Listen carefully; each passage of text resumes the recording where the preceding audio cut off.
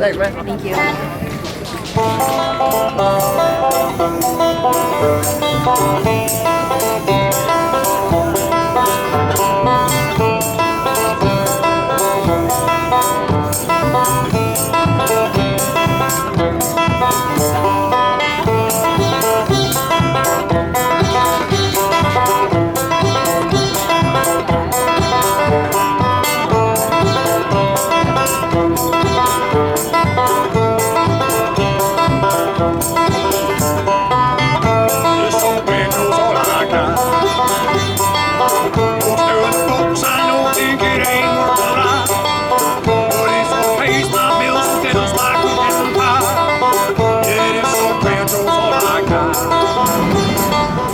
Hey viewers, it is I, James Kalm, spreading the gospel of half-assitude throughout the world.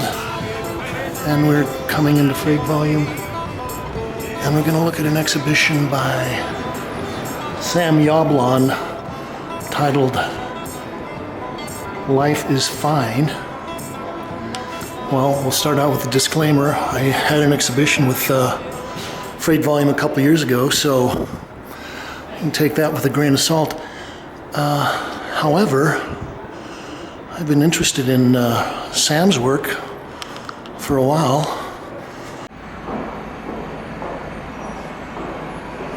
This piece is titled Lovin' It, 2016 acrylic and glass tile on wood panel. And, well, I went out and visited Sam at his studio out in Bushwick, this is about a month ago, and we spent some time talking about his work. This is titled Nothingness, 2015 acrylic fused glass mirror on wood 30 by 24. And well, we were talking about his use of text and words, and if you've been watching the Kalm report of the Rough Cut, you know I'm kind of interested in the whole idea of text in painting. This is titled Destiny 2016.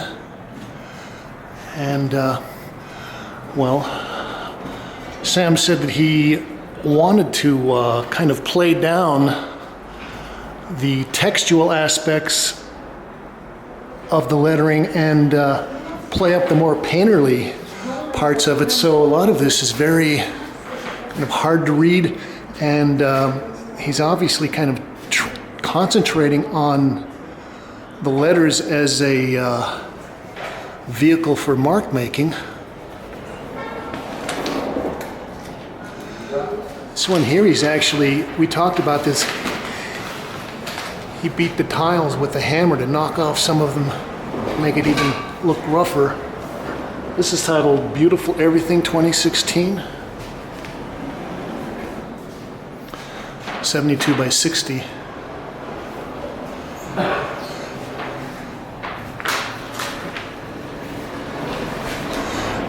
The other thing he mentioned is that the title of the show, Life is Fine, is based on a Langston Hughes poem. And he said it kind of starts out with Life is Fine, and then somebody is writing a suicide letter and talking about how it's so terrible and this and that, and they finally end up with no, life is fine, so I guess we won't commit suicide today. This is, if you don't know now, you know, 2015 acrylic mirror and glass tile on wood, 60 by 48. Well, this is the new Freight+Volume space here on Allen Street, and this is the first show we've covered here.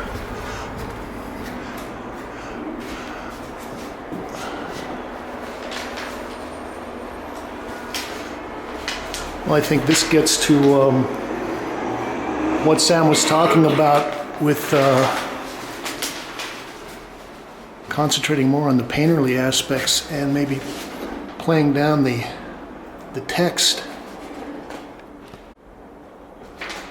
This is titled Come On Acrylic Infused Glass 60 by 48. And Well, that's more or less monochrome.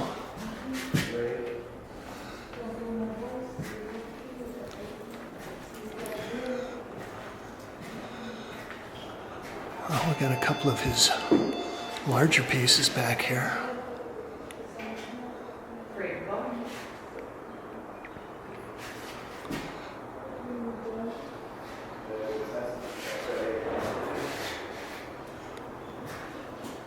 It's titled Life, 2015. This is probably about as juicy and fruity as his colors get. Sam is also a poet that's done various kinds of poetry projects. He built a bunch of boxes that had text on them, and you could set them up and read poetry on them. This is 84 by 68 inches.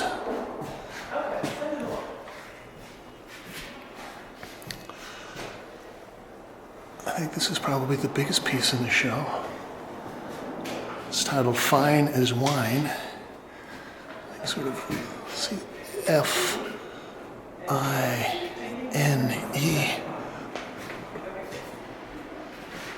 This is 96 by 72 inches, and well, there's a lot of layers of stuff in here. There's also a lot of text that's hidden under the layers of paint.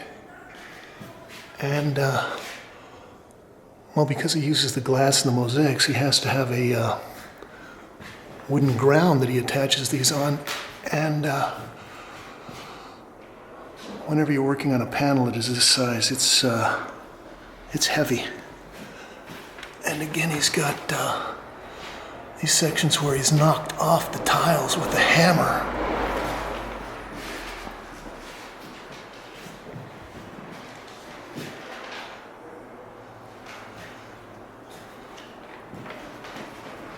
Beautiful 2015.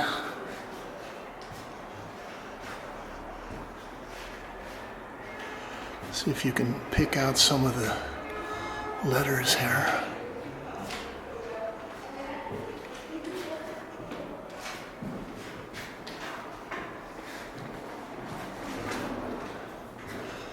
Actually, I didn't see this piece when I was visiting the studio, but I like it.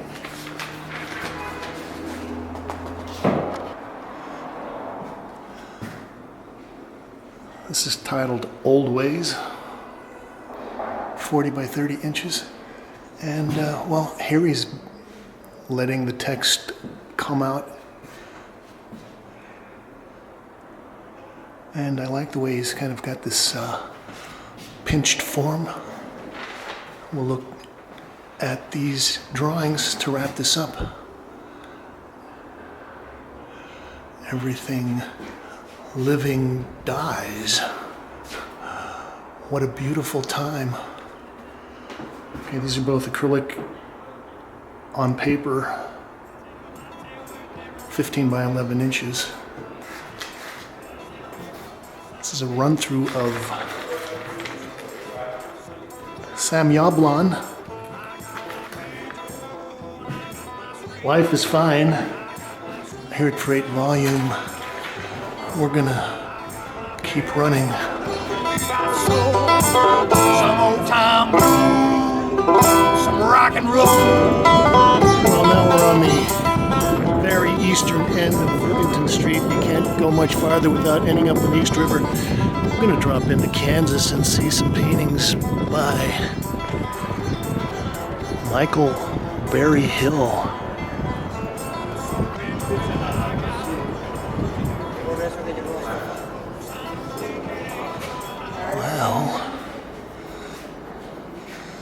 We'll sweep around the gallery here.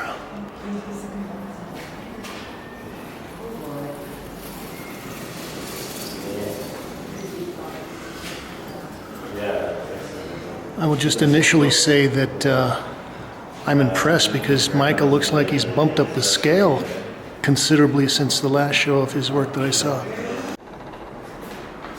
Well, I was just chatting with Steve Stewart, the proprietor here, and well, he mentioned the fact that he just watched my first report on Michael, which I guess was 2012. This piece is titled Revolving Cave Door, 2016, oil on linen, 90 by 75 inches. I just happened to stumble onto Michael's first show when Kansas was down, I think, on Varick Street. And I liked what he was doing, and so I went in and made some video and then was actually able to talk to Michael a little bit. And, well, one of the things I like about the work is that Michael gets a very dry surface. This piece is titled Ninth Life. This is 90 by 60. And, well, we'll get up and look at some of this.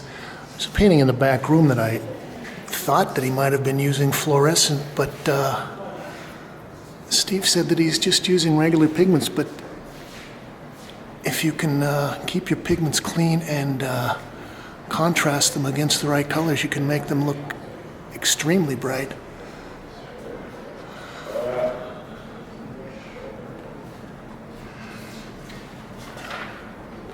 Yeah, so Michael says that he's all about dry brush. So, and well, I like that because it gives you a different kind of a read on the colors. It seems a lot of times a shiny surface kind of kills the color.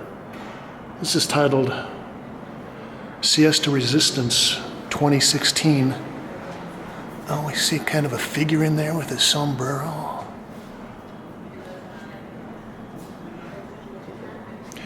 And yeah, it's nice to see that he's bumped up the scale. I think maybe the largest piece I saw in his initial show was maybe 4 feet by something, 3.5, maybe a little bit larger. And well,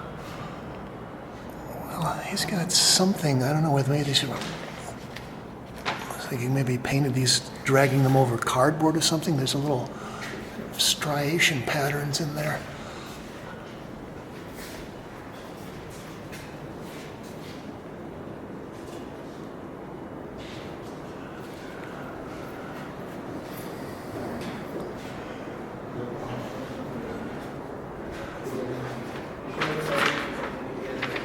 This is a smaller piece, Burnt by the Sun, 2016 oil and linen, 30 by 24. And this made me think of Ernst Ludwig Kirchner a little bit, you know, the very dry surface, but these kind of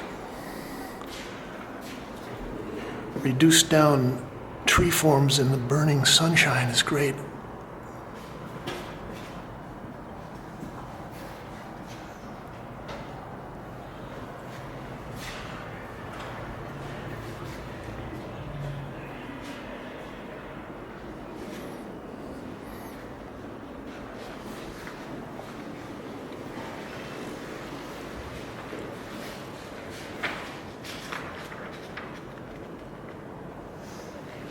It's titled Alamo Creep, and well, this is a little bit different approach to his palette, and well, he's got a kind of a large figure that takes up most of that space. At least that's what I would call it.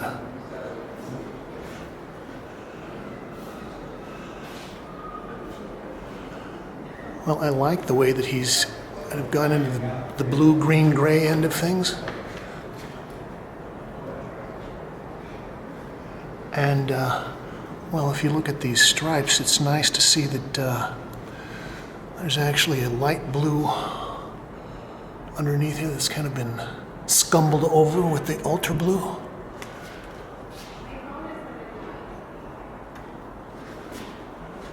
And he's actually a very good draftsman. I can see that he's got some nice, nice confident line work in there.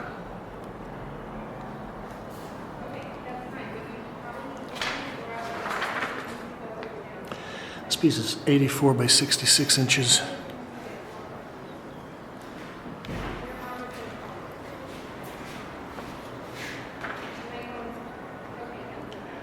titled Hideout 2016. I don't know, this might be my favorite piece in the show.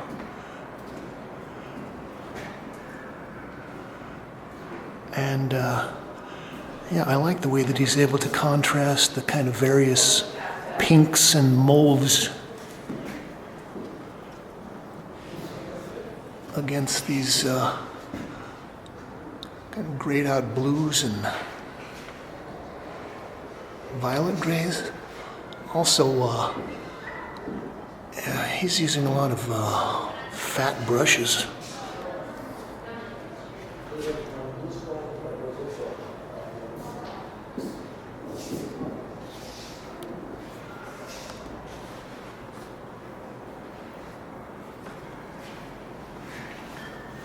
And I like these kind of vegetation forms. It's kind of like a landscape.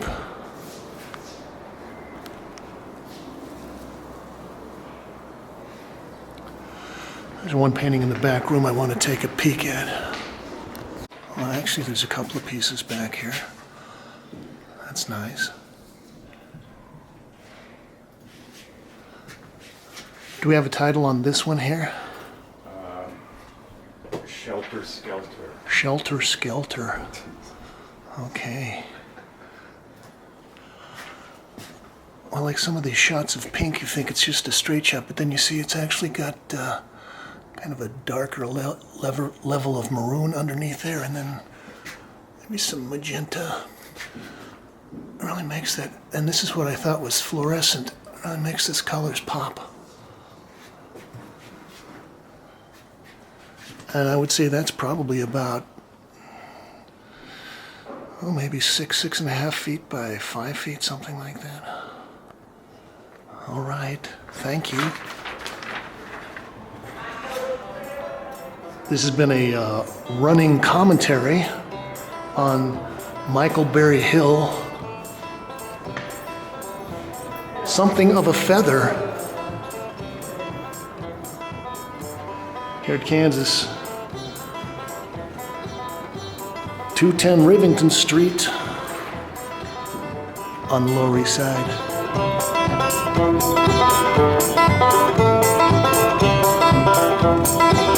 Okay, well, we're going to stop here at Figureworks on North 6th Street in Williamsburg. Take a little run through of an exhibition by Ellen E. Rand. Excuse me. Well, I guess I've known Ellen for probably about 10 or 12 years now. And Ellen is one of the Williamsburg Community people. She's runs a little gallery down on Grand Street called Art 101.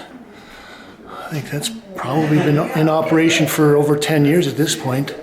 And, well, this is one of her rare shows, and all these works are untitled, and I'm just going to kind of estimate some of the dimensions here. I think these are all oil. I think that's probably about 20 by 30 inches. They're diptychs. Now, Ellen had a show here at Figureworks, I guess probably about 5 or 6 years ago. There was a two-person show, and it was Ellen and her grandmother, who was actually a very successful artist around the turn of the century, portrait artist. And so it was kind of nice that Ellen has carried on the family tradition. Okay, now these are all untitled.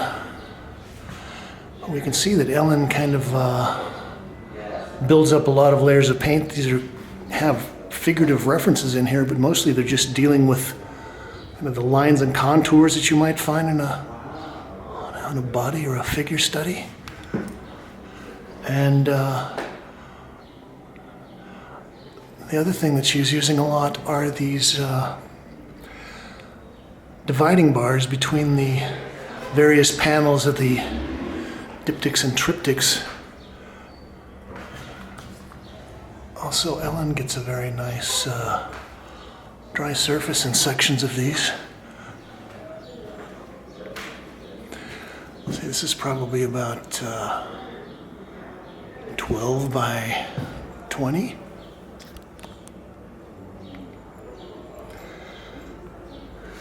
And this kind of drifts somewhere between landscape and figure, maybe. And, well, I have to say that Ellen has definitely kind of made her colors a little more subtle for this collection of works. She says she's all self-taught. Again, we've got this kind of melding of the landscape with figurative elements. And I would say this is probably about 48 by 24 inches, something like that. And then we've got our bars dividing them. Gosh, the other thing I noticed is that Ellen has got a lot of red dots on there today.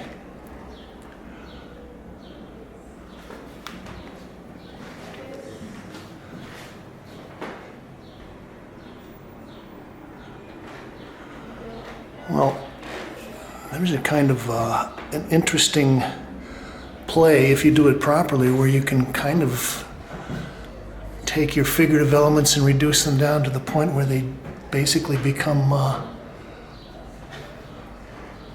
this was called biological abstraction, something like that. Organic abstraction.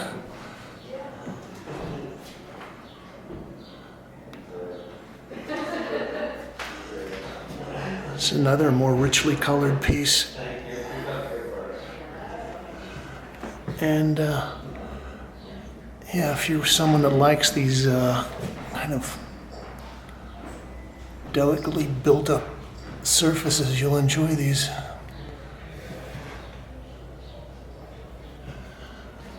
More red dots. This piece probably has the most obvious references. And yeah, I read in the press release that Ellen started out as a set designer or theatrical designer. And, well, I kind of looked at this and it made me think of maybe dancers moving. And this is probably about 16 by 36. And this is probably the largest piece in the show. And again, this is really sort of playing the ground between total abstraction and very simplified figuration.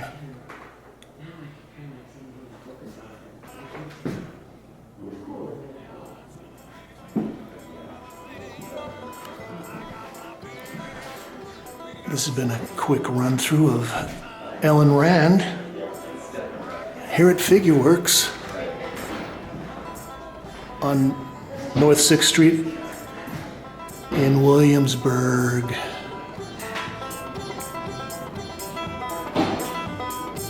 Thank you, Kate. Wow. Thanks, Coyote and Crow, right? Yep, thanks, man. Nice, thank you.